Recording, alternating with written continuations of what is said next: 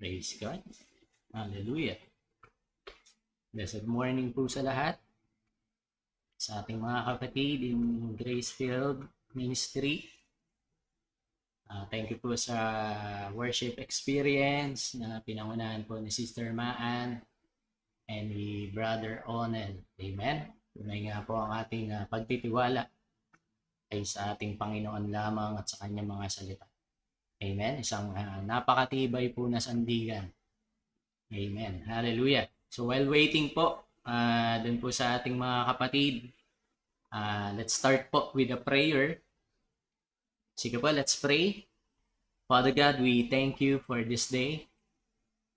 We thank you, Lord, for everything that you have done for us. Salamat po, Panginoon, O Lord, at patuloy. Ikaw po yung patuloy na manguna sa amin, Panginoon.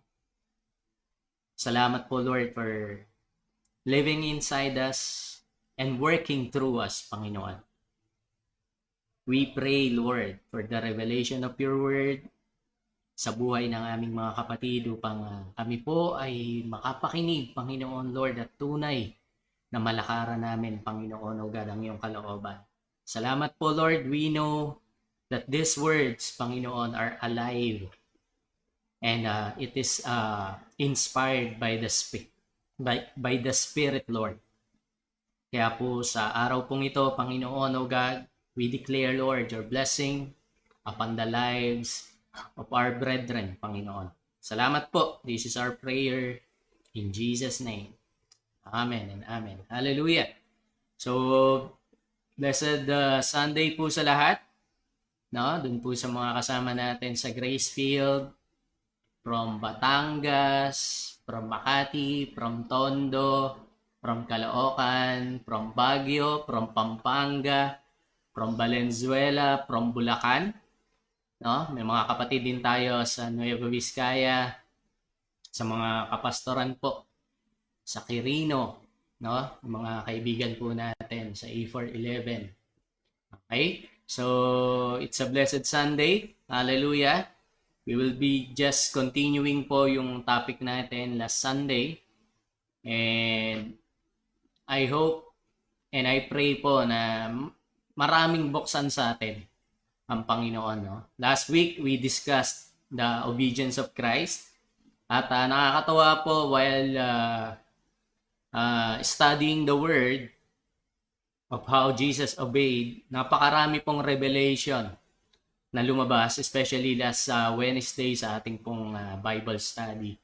So we are inviting everyone, no? This is also a reminder para po mas maintindihan po natin yung salita po ng Diyos. Let's participate po dun po sa ating mga Bible studies para po yung mga questions din po natin masagot po. Amen? So, let's start po with the Word. Hallelujah. Praise God. Ang title po natin sa topic po natin na to is Working Out.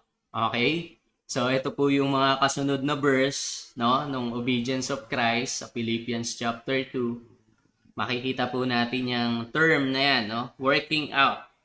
Okay? So, mga pinag-usapan na rin natin yan before, pero mas bibigyan po natin ng emphasis, no, sa araw pong ito so we can deeply understand kung ano ba talaga yung meaning, no, ng working out. Okay? So, ang terminology natin laging ginagamit dyan is yung sa pag-gym. So, yan po yung nasa image natin.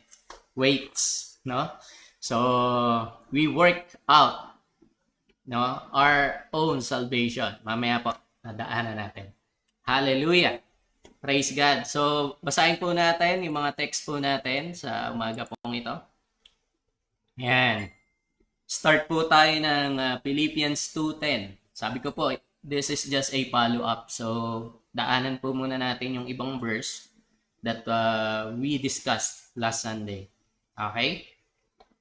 So, sabi po dyan that at the name of Jesus, every knee should bow of things in heaven and things in earth and things under the earth. Okay? So, makikita po natin dyan yung word na should. Okay? Every knee should bow. Kailangang lumuhod. Amen? So, hindi lang po to parang statement, no? This is parang a command, no? A declaration that every knee should. Lahat talaga ng tuhod kailangang lumuhod.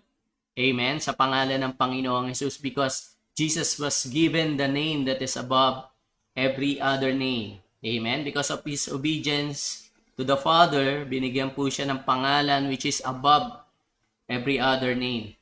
So, syempre, Diyos Ama ang nagbigay, no? Wala na pong hihigit. So, every knee should bow at the name of Jesus.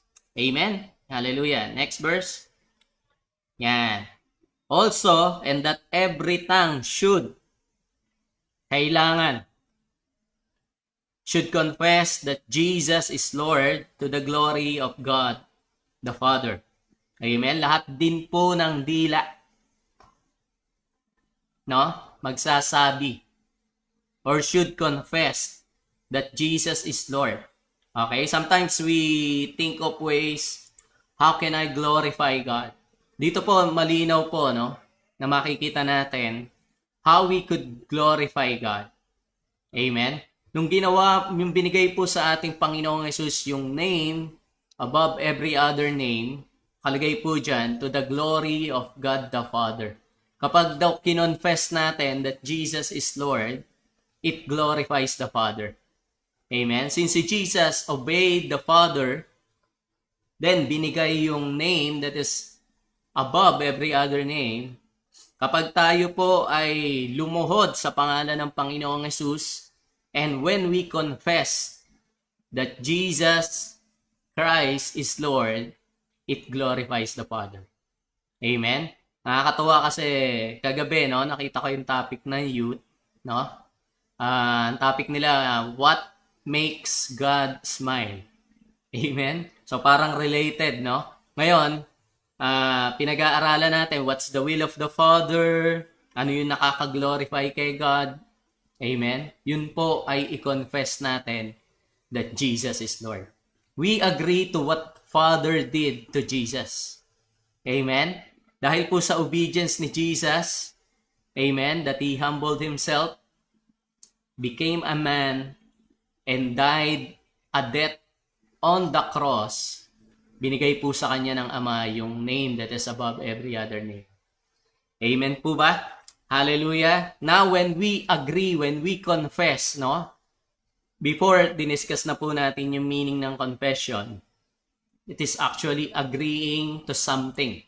Okay? So, sa part po na to, it's not our confession of sin, kundi our confession that Jesus Christ is Lord na nagbibigay ng glory sa Father. Amen? Si Jesus, when He obeyed the Father, He gives glory. Amen? To the Father. Mamaya, makikita po natin yan sa mga verse. Okay? Next. Yan. Yan po yun, no? Hinighlight lang po natin. Praise God. Okay.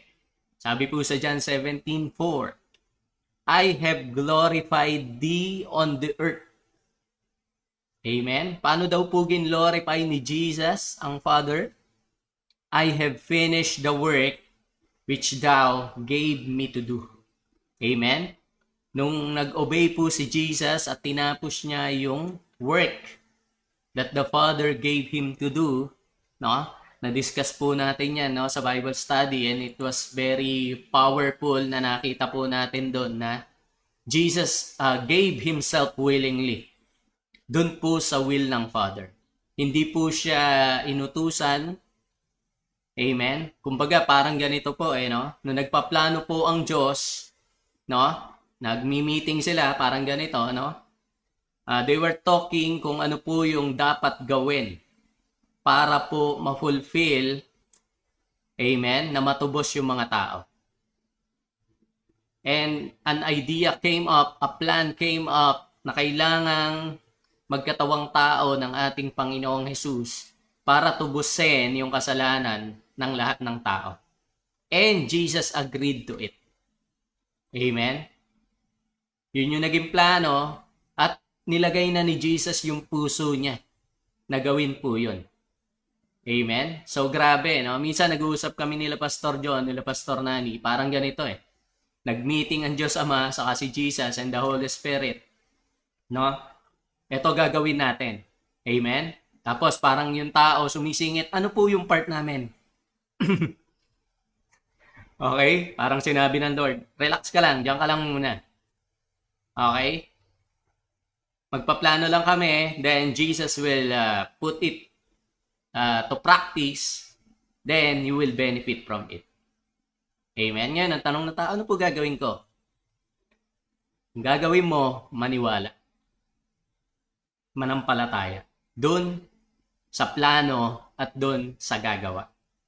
Amen? So napakaganda po na makita po natin how God planned and accomplished yung mga bagay na to. Amen? Ganda rin ho nung nabanggit nung Wednesday, no? Na hindi po to ginawa ng ating Panginoong Hesus for Himself.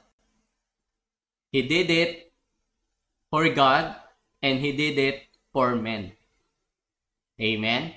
So, ang iniisip po dito ng ating Panginoong Hesus is ma-fulfill yung plan ng Father, no? At ang magbe-benefit po dito ay tayo. Amen po. So, napakaganda ng nangyari. Amen? Jesus fulfilled and at the same time, He glorified the Father. That's why, after this obedience, no, binigay kay Jesus because God honored yung ginawa po ni Jesus. He lifted Him up. No, binigyan po siya ng name that is above every other name. Amen? Ang nakakatawa po dito, hindi po doon natapos. That name was also given to us. Hello? Ano pong ibig ko sabihin? Binigyan po tayo ng karapatan to use the name of Jesus. Amen? Kaya po ang term na lagi nating ginagamit, no? In Jesus' name. Okay? So, ibig sabihin, as a representative or as a person who has the authority ng pangalan ng ating Panginoong Hesus. Tayo po yun. Amen? So, napakagandang isipin, no? Ngayon, tingnan po natin yung mga susunod na verse. Hallelujah. Praise God. Yan. Tuloy lang po natin. So, sabi niya, because of that, no, na si Jesus, tinaas yung pangalan niya. Okay, sabi ni Paul, wherefore, my beloved, as you have always obeyed, amen, lagi naman kayo nag-o-obey, not as in my presence only, hindi lang pag-present ako, but now much more in my absence, kahit wala ako dyan. Okay, sabi ni Paul, work out your own salvation with fear and trembling. Okay, alam na po natin tong verse na to. Lagi nating sinasabi, hindi po yan working for. It is working out. Amen? Your own salvation with fear and trembling. Okay? Baka iniisip din po nung iba, ano ba yung fear and trembling? Ano po ba yun? Yung takot, frightened, no? At nangangatog. So, ginamit din po yan ni Paul, since si Paul po nagsulat ng Philippians. Ginamit niya rin po yan sa ibang mga talata. Okay, tingnan po natin. Dito po sa 2 Corinthians 7:14 and 15, sabi niya, for if I have boasted anything to him of you, pertaining to Titus, no? Nakikita po natin yung name niya dyan. I am not ashamed, but as we speak all things to you in truth, even so our boasting, which I made before Titus, is found a truth. Next verse. Okay? And his inward affection is more abundant toward you, while he remembers the obedience of you all. How with fear and trembling you receive him. Okay? Paano daw po tinanggap ng mga taga-Korinto si Titus? With fear and trembling.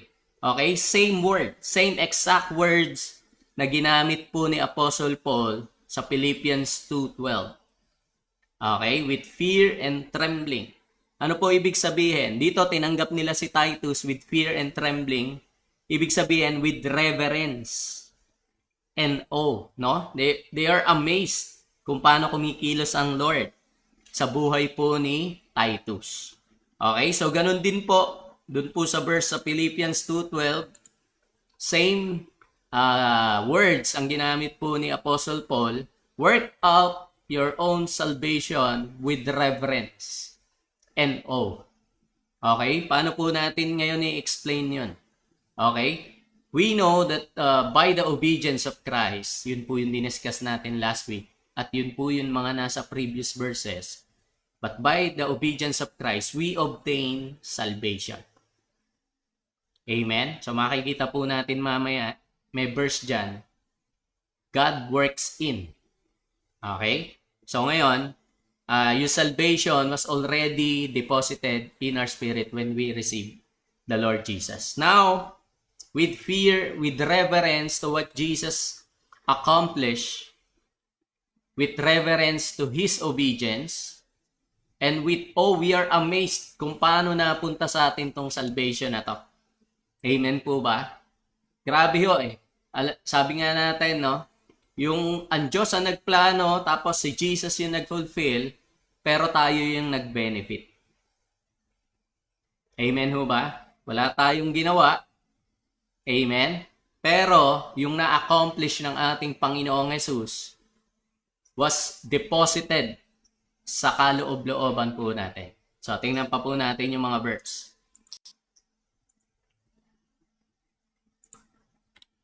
Yan.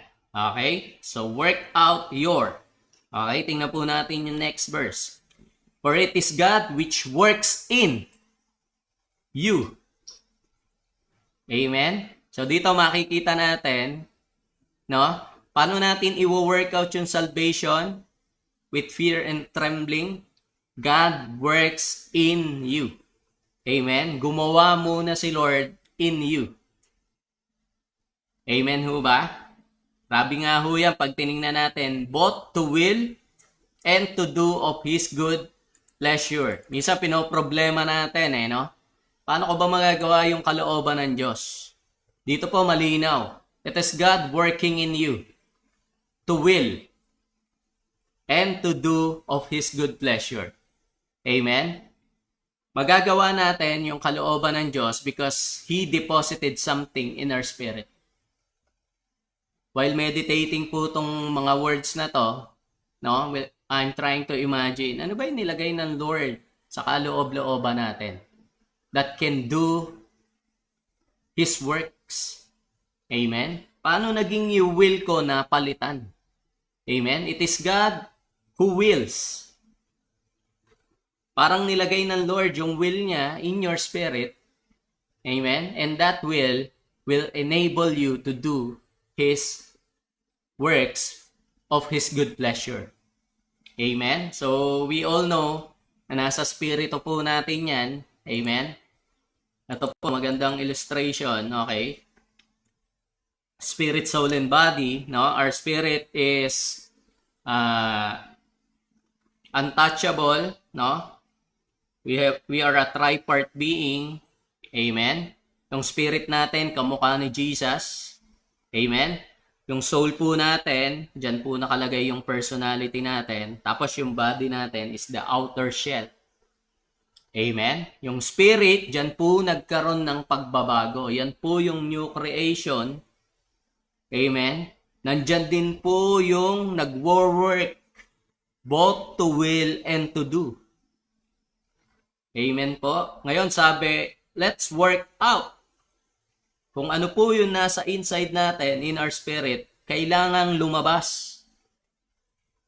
Amen? Work out your salvation. Mamaya po, i-define po natin yung term na salvation. Napakaraming beses na po natin tong tinuro, pero napaka-importante po para sa mga verse po na to. Work out your own salvation. Hindi po sinabi dito na i-work out mo yung salvation ng iba. We're talking here about our own salvation. This is a personal salvation. Lagi natin sinasabi, ang salvation po is personal. Amen? I cannot decide para sa ibang tao for them to be saved. What I can do is to preach the gospel so that when they hear and when they decide to make Jesus their Lord, dun po nagkakaroon po ng salvation. Ngayon, sabi ni Pablo, work out your own salvation. Amen? Yung term po na salvation is very wide, very broad. Amen? So, we need to define it. Tingnan po natin. Okay? So, before that, check po muna natin tong ibang mga verse. Hallelujah. Okay? Sabi po sa Hebrews 13:20, dito po makikita din natin yung same wordings. Okay? Now, the God of peace that brought again from the dead our Lord Jesus, binuhay ang ating Panginoong Hesus mula sa mga patay, that great shepherd of the sheep. Amen. Wala pong iba yan, kundi ang ating Panginoong Hesus. Through the blood of the everlasting covenant. Napaka-importante po, maintindihan din natin tong new covenant. Sabi ni Jesus, no, nung the night, bago po siya hulihin, okay, dun po sa Last Supper. Sabi niya, this is the blood, amen, of the new covenant. It signifies the new covenant, yung blood niya po. Amen. Next verse. Okay, through God, through Jesus, make you perfect in every good work. Para daw saan? To do His will. Amen? Minsan iniisip ko, Lord, ano ang part ko para magawa ko yung will mo? Kung nakalagay dito, it is you who do His will. Amen? Alam nyo, ganito po yan. Amen? Basahin natin maigi. God makes us perfect in every good work to do His will, working in you. God works in us kung ano daw po is yung well-pleasing in His sight through the Lord Jesus Christ. Amen? So, napaka-importante na balikan natin, no, yung ginawa ng ating Panginoong Hesus. Kapag nakita natin yung obedience niya, amen, yung will po natin, napapalitan. Paano niyo po nasabi yun, Pastor? Amen? May mga verse po tayo dyan. Okay? Nung tinanggap po natin ang ating Panginoong Hesus, yung will po natin na submit sa will ng Diyos. Tulad po ni Jesus Christ, amen, na nagpe-pray po siya sa Gethsemane. Sabi niya, not my will, but yours be done. May sariling will ba si Jesus? Meron. Pero, mas pinili niya yung will ng Father. Ganon din po sa atin. When we receive the Lord Jesus Christ, yung will ng Father, yung will ng God, nilagay po sa atin. Amen? Now, it's us who needs to decide kung susundin ba natin yung will ng Father o yung will natin. Amen? Sabi po sa Ezekiel, okay, paano po nagkaroon ng pagpapalit ng kalooban? Ito, lagi ko po itong sineshare, no? Sabi po dyan, Ezekiel 36, ito po yung time that anong nangyayari sa tao kapag ni-receive niya ang Panginoong Jesus. Ezekiel 36:25, sabi po dyan, then I will sprinkle clean water upon you. Hallelujah. We are being born again, no? By the word. Yan po yun. And you shall be clean. Sabi po ng mga verse, no? Pertaining to the new covenant, your sins I will remember no more. Amen? Sa Isaiah, nakalagay, no? Na kahit yung kasalanan mo, kasimpula, no? Ng dugo, magiging kasimputi, no? Ng yelo. Parang ganon. Amen? Tingnan nyo po yan. Then I will sprinkle clean water upon you, and you shall be clean. Wala po tayong ginawa. Amen? You will be clean from all your filthiness, and from all your idols will I cleanse you. Lahat po yan, Diyos po ang may gawa. Amen? Next verse. A new heart also will I give you. Bibigyan din tayo ng bagong puso and a new spirit. Bibigyan din tayo ng bagong spirito will I put within you. Amen? Minsan tinatanong natin, paano kung malalaman yung kalooban ng Diyos? Binigyan ka, kapatid, ng bagong puso at bagong espirito ng Diyos. I will take away the stony heart out of your flesh, and I will give you a heart of flesh. Amen? Grabe. Aalisin daw yung matigas na puso at bibigyan tayo ng pusong laman. Hallelujah. Amen? At hindi po natapos dyan. I will put my spirit within you. Binigay pa yung Holy Spirit sa atin para daw ano? And cause you to walk in my statutes, and you shall keep my judgment and do them. Question ba na magagawa natin yung kalooban ng Diyos? Hindi po. Kasi nakalagay po dyan, yung spirit that God gave us will cause us to walk dun sa mga panuntunan ng Diyos. Amen? At magagawa po natin yung kalooban niya. Amen po ba? So yan po yung prophecy sa mangyayari in the new covenant. Amen? Lahat po ng tatanggap sa Panginoong Jesus, they will be clean. They will be white as snow. Yung mga kasalanan po nila pinatawad. Amen? At nilagyan po tayo ng bagong puso. Amen. Para daw magawa natin yung kalooban ng Diyos. Ngayon ang question, paano na lang yung kalooban ko? Sabihin ko po sa inyo to. Amen. Sa tingin natin ang mas maganda? Yung kalooban ng Diyos mangyari sa buhay natin o yung kalooban natin ang gagawin natin para sa buhay natin? It's for you to decide. Amen? Mas may alam ba ang Diyos para sa buhay mo? May mas ability ba siya na bigyan tayo ng buhay na talagang ganap at kasiya-siya? O kaya na natin sa sarili natin? Amen? So I believe you know the answer. Amen po? Hallelujah. Ito pa po, isa po sa mga favorite verse. Amen, na nagagamit ng mali at times, no? Sabi po dyan, Psalms 37:4, nabanggit na rin po natin to before, delight thyself also in the Lord, or find your joy in the Lord, sa madaling salita. Hanapin mo yung kaligayahan mo sa Panginoon. Amen? It is submitting your joy sa Panginoon. And He will give thee the desires of thine heart. Iniisip natin dito, kapag masaya na ako na naglilingkod sa Panginoon, gagawin na ng Diyos yung gusto ko. Hindi po ganun eh. Amen? Sabi po dyan, delight thyself also in the Lord, and He shall give thee the desires of thine heart. Ibibigay sa iyo ng Diyos yung desire. Amen? Sa puso mo. Amen? Hindi yung gusto mo. Amen? Kundi yung will ng Diyos, ilalagay sa puso mo para magawa natin yung kalooban ng Diyos. Amen ho ba? Sana naging malinaw yung verse na yon, no? And He will give you the desires of your heart.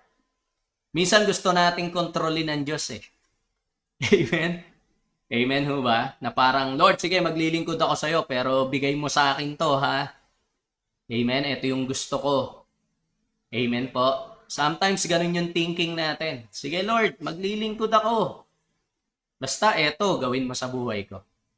Amen? Pero sabi ko nga kanina, kapag alam natin kung ano ang kalooban ng Diyos, even our will, we will submit to the will of the Father. Tulad po ng best example natin, si Jesus Christ. Amen? Dahil alam niya yung will ng Father is for the good of all people. Amen? Sinabmit niya po yung kalooban niya. Yung buhay niya. Amen? Sa kalooban ng Diyos. Ganun po yan. Amen? So, tingnan pa po natin yung mga verse. Hallelujah. So, balik po tayo sa pinaka-verse natin. Work out your own salvation. Ano po ibig sabihin yan? May ginawa ang Diyos na salvation para sa atin. Amen ho ba?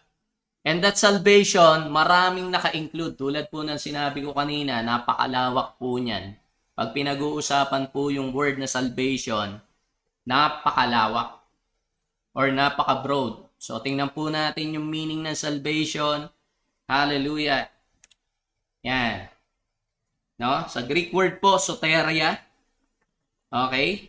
Ang meaning po niyan, to rescue or safety, physically or morally, to deliver. Okay? Health.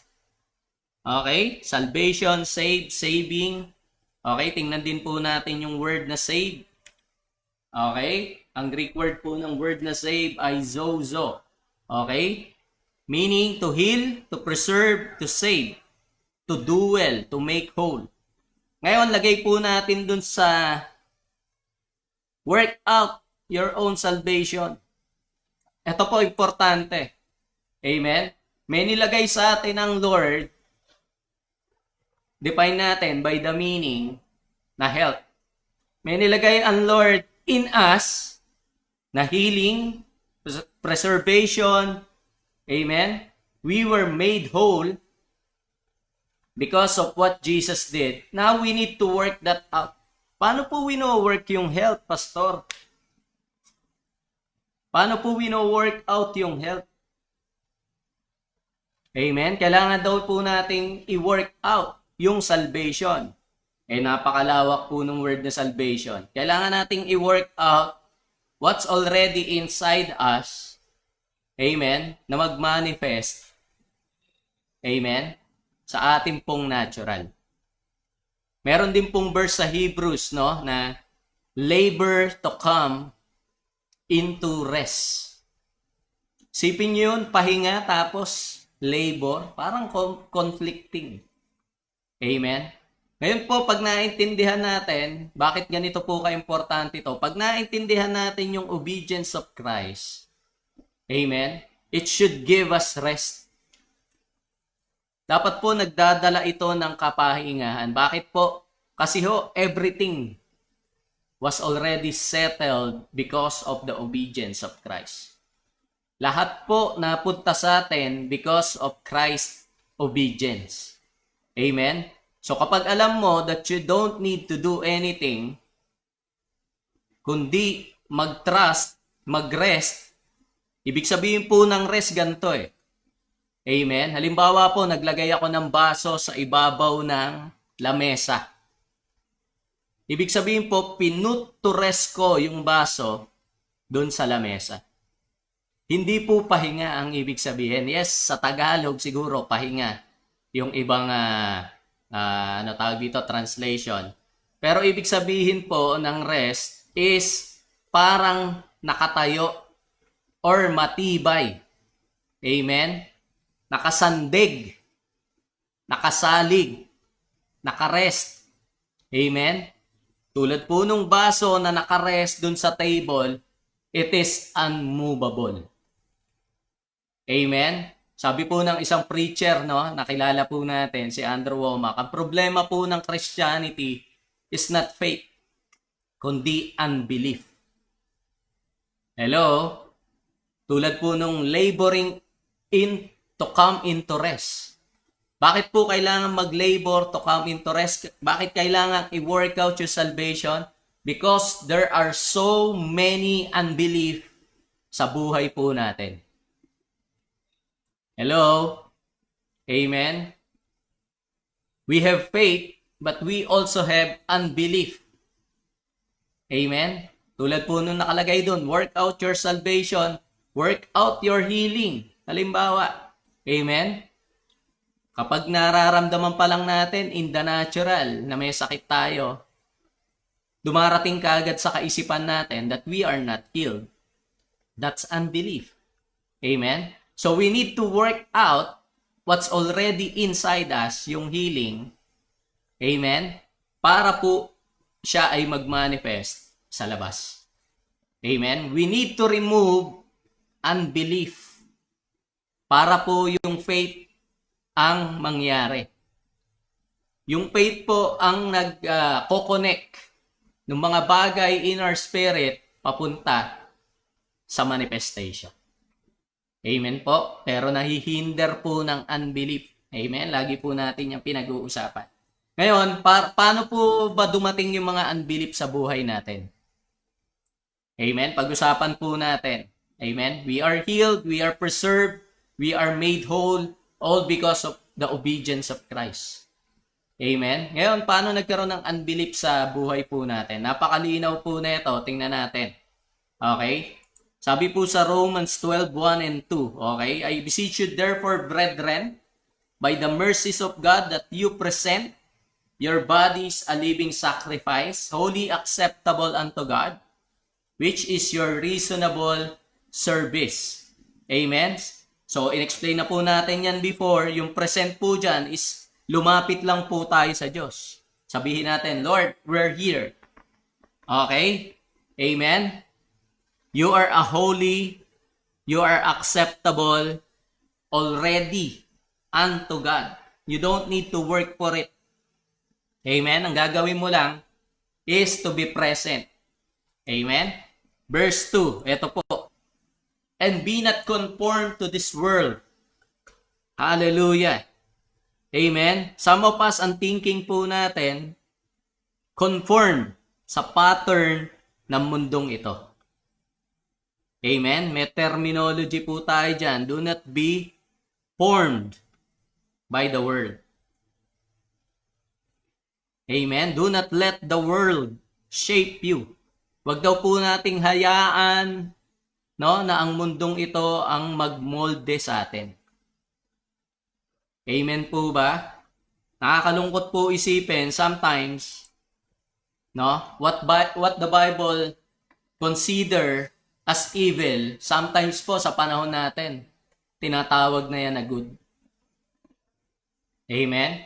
At minsan, yung tinatawag na good ng Bible, tinatawag na ng mundong ito na evil. Amen po ba? Sometimes we are preaching or declaring the good news. May mga tao na sasabihin sa atin, mali ang ginagawa niyo. Amen? So, sometimes ganun. Amen po, nakalagay po yan sa Isaiah. Amen po. So, wag daw po tayong ma-conform to this world. Amen? Basahin po natin ang buo yung verse. Hallelujah. But be ye transformed. Sa totoo lang po, binago na tayo ng Panginoon Amen? New creation na tayo Pero kailangan po nating baguhin yung ating kaisipan. Amen? By the renewing of your mind. Kasi nga, yung kaisipan natin, punong-puno ng unbelief, upang mapatunayan daw po natin yung kalooban ng Diyos. We want to do God's will. Amen? Pero yung laman po ng isip natin, puro unbelief, mahihirapan po tayo nun. So, kailangan, what's in our spirit, mag-agree po yung soul natin or yung mind natin for it to manifest sa katawan po natin. Amen? Be not conformed to this world. Tapos sabi po sa Romans 8:29, dapat po we are conformed to the image of His Son. Yan po yung plano ng Diyos. Tingnan nyo po dyan. Amen? It is predestinated para sa atin. Amen ho ba? Bago pa daw lalangin ang sanlibutan, eto na yung purpose ng Lord. Kanina sinasabi ko, amen? Ang Diyos Ama, si Jesus Christ, ang Holy Spirit nagplano.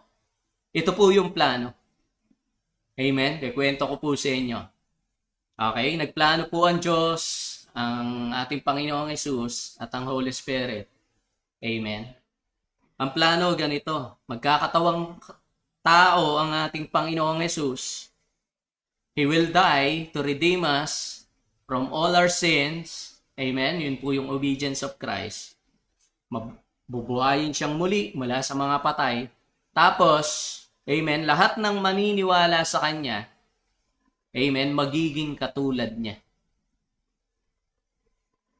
Amen? Nakalagay din po yan sa Philippians, no? Makikita po natin. Amen? Romans 8:29, balikan natin. That He might be the firstborn. Hindi po kasi magiging panganay ang ating Panginoong Hesus kung walang susunod. Amen? Na mga katulad niya. Amen po?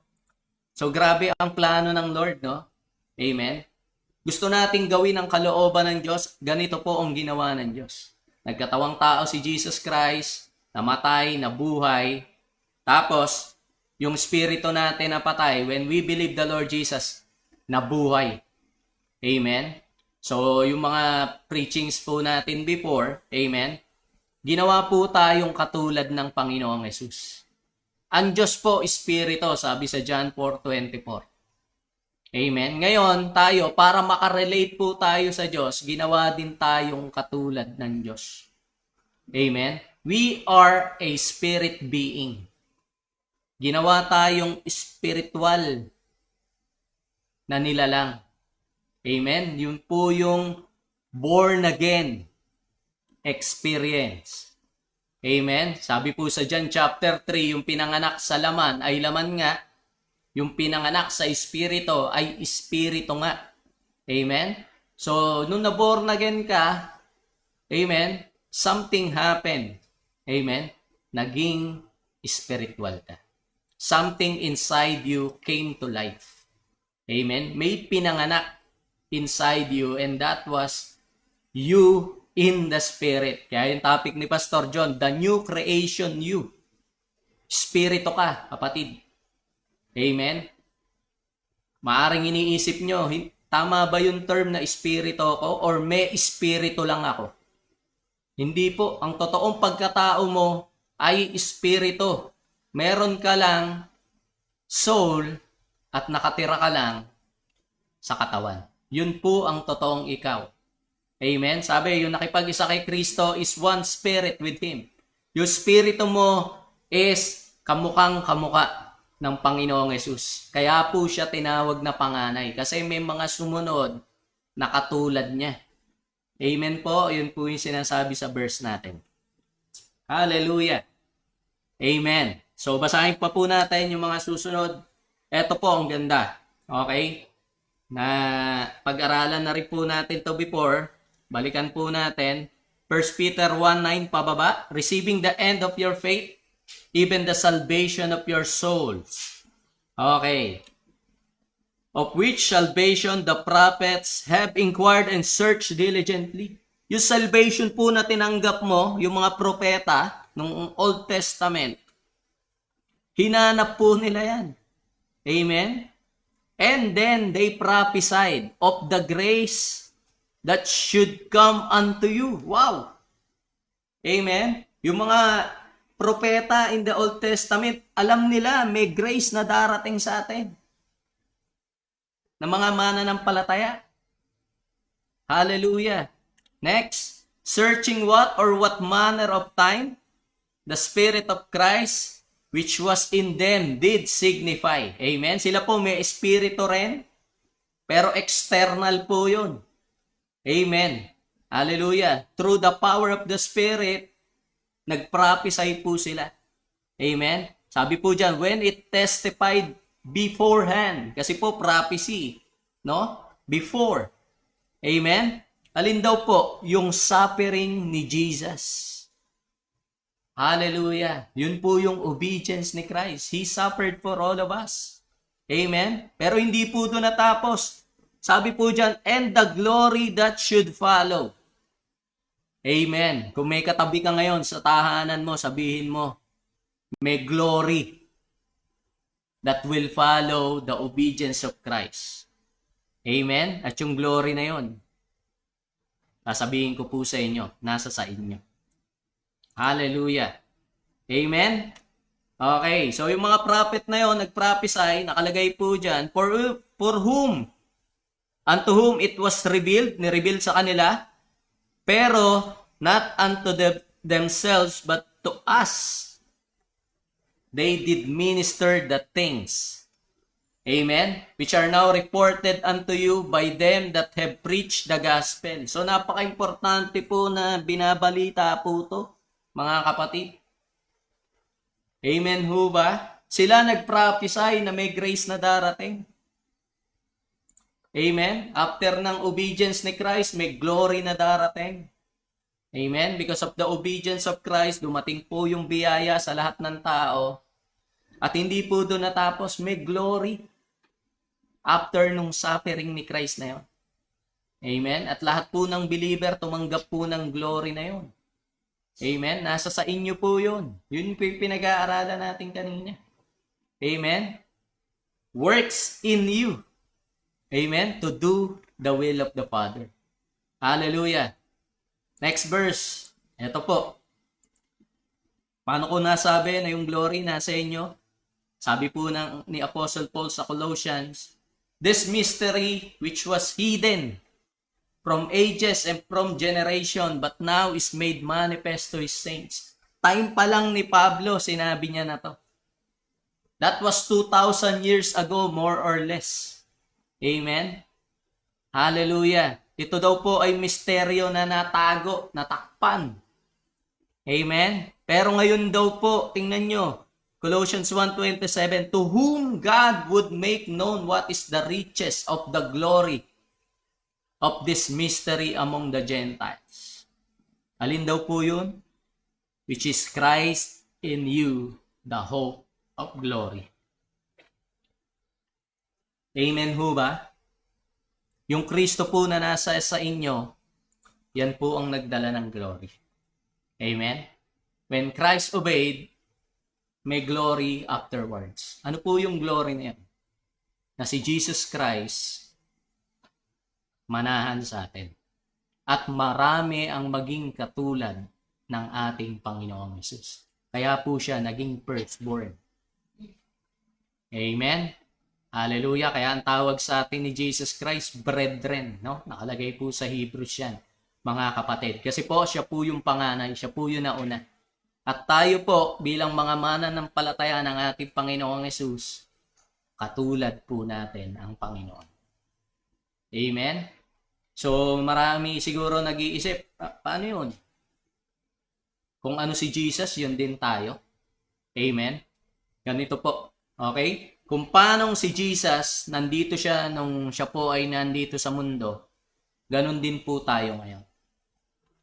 Jesus during His ministry on earth, ganun din ikaw ngayon.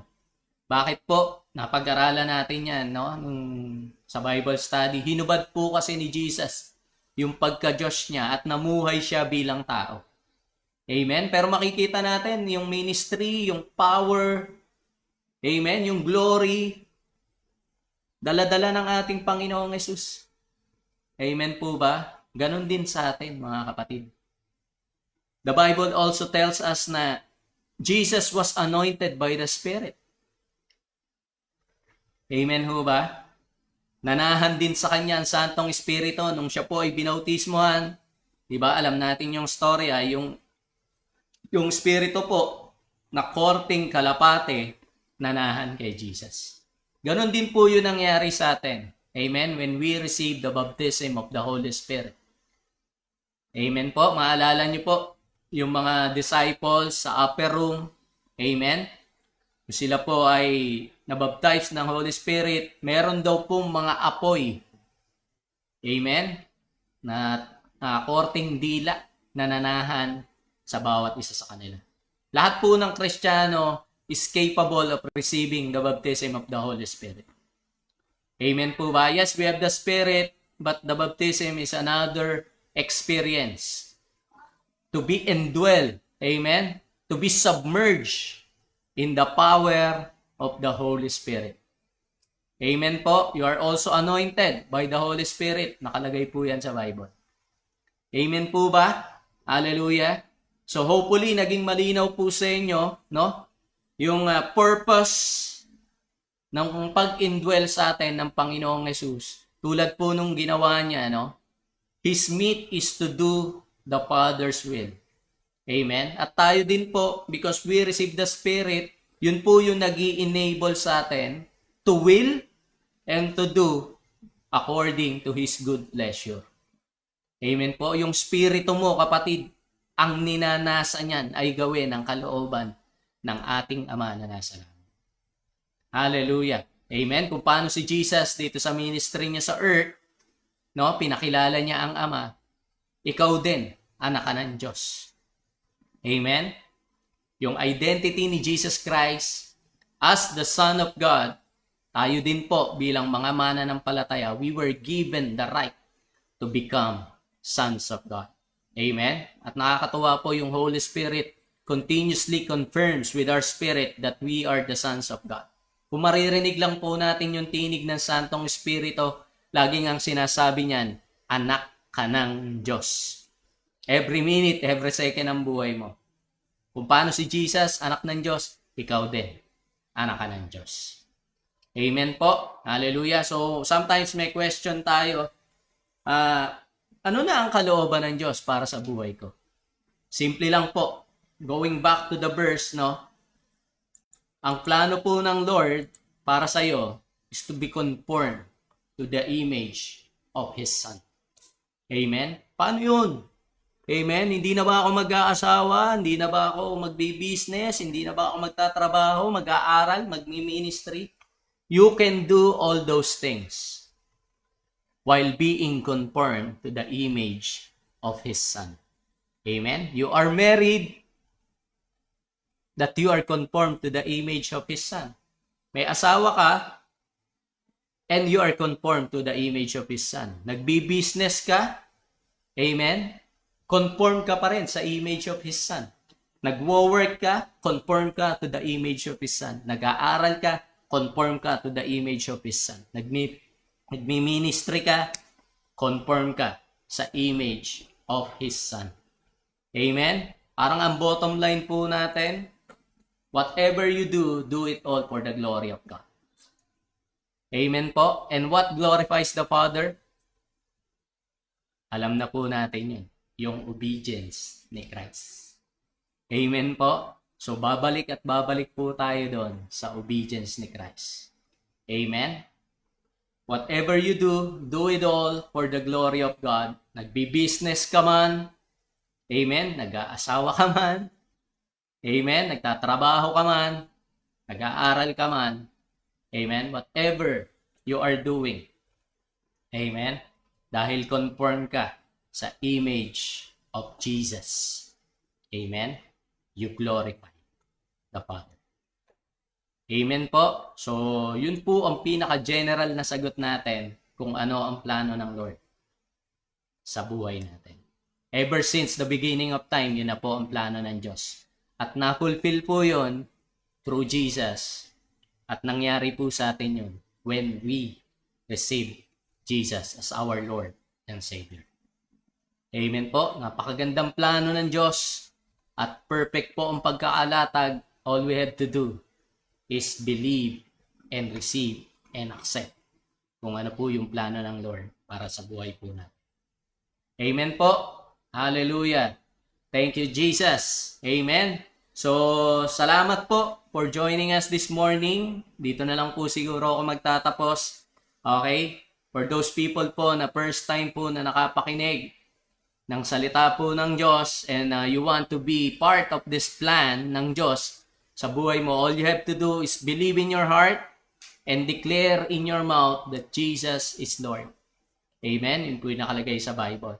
Ginawa po na lahat ng Panginoon. Ang kailangan lang po natin gawin ay manampalataya sa Kanyang isinugo, which is Jesus Christ, His only begotten Son, para po ma-fulfill lahat po ng ito. Amen? So, sige po, mga kapatid, pasalamat tayo sa Lord. And after this, we will have our communion. Thank you, Jesus. Hallelujah. Lord, salamat po. Dahil sinama mo kami sa plano mo. O, salamat, Panginoon, Lord, na bago mo palalangin ang lahat, Panginoon, O Lord, nakatanim na sa iyong isipan, sa iyong puso, Panginoon, kung ano po yung gagawin mo para sa mga tao. And Lord, we want also to be a part of sharing this good news sa ibang tao, Panginoon.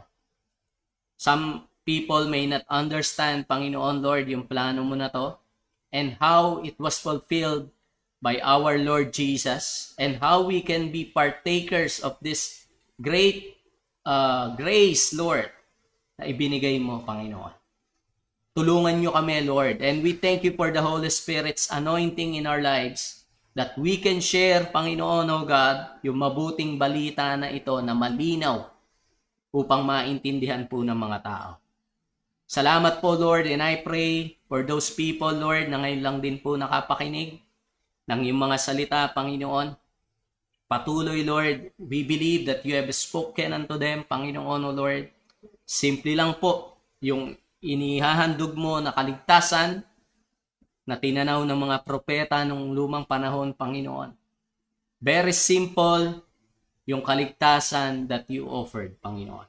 And it was for all people, Lord. Lahat po ay welcome.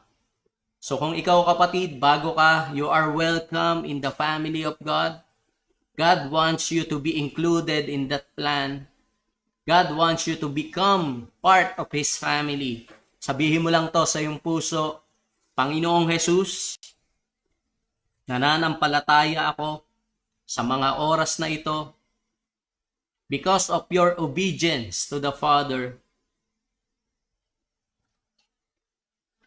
Kami po ay nagkaroon ng kapatawaran ng aming mga kasalanan. Kami po ay nagkaroon, Lord, ng parte sa iyong kaharian. Kaya sa mga oras na ito, nananampalataya ako sa aking puso at dinedeklara ko sa oras na ito na ang aming Panginoong Hesus ang tanging Panginoon at tagapagligtas. Salamat po. This is our prayer in Jesus' name. Thank you, Lord. Thank you, Lord. We glorify your name. In Jesus' name. Amen. And amen. And amen. Hallelujah. So if you pray that prayer po, that simple prayer of acceptance, of declaration, of confession, no? And kung meron ka pong tanong, you can contact us sa aming po mga media accounts, no? Can contact us dito po sa page namin, sa YouTube. Pwede rin po kayong mag-comment. Amen? Para po ma-guide po namin kayo in living a life conformed to the image of Jesus. Amen? Doon po sa mga kasama namin in Grace-Filled Ministry. Hallelujah. Sige po, let's have our communion. Let's declare po. Hallelujah. Father God, we thank you for the life of our Lord Jesus. Amen? Napakaganda ng plano and napakaganda ng tinapos na gawa ng aming Panginoong Jesus. Though, alam namin hindi po ito napakasimple. This is priceless, Lord. This is free, but this is priceless. Hallelujah. Lord, we thank you, O God, sa iyong dugo na umagos sa krus ng Kalbaryo, Panginoon, upang kami po ay magkaroon ng kapatawaran sa aming mga kasalanan. Salamat, Lord, and we honor what Jesus did sa cross. Even His body, Lord, na nabugbog, Panginoon, na alimura, tumanggap ng napakaraming pasakit upang kami ay magkaroon, Lord, ng health and healing in our bodies. And we claim that healing, Lord. We have faith on Jesus, hallelujah, and His finished work, Panginoon. That's why as we partake of this communion, Panginoon, Lord, we are remembering all that Jesus accomplished on the cross for us. Salamat po, Panginoon, at patuloy mag-work out, Panginoon, Lord. We labor to come into trusting and to be restful, Panginoon, O Lord, dun po sa tinapos na gawa ng aming Panginoong Jesus. Salamat po. Pinupuri ka namin, dinadakila namin ang pangalan ng aming Panginoong Jesus. This is our prayer in Jesus' name. Amen and amen. Sige po, let's partake. Thank you, Lord.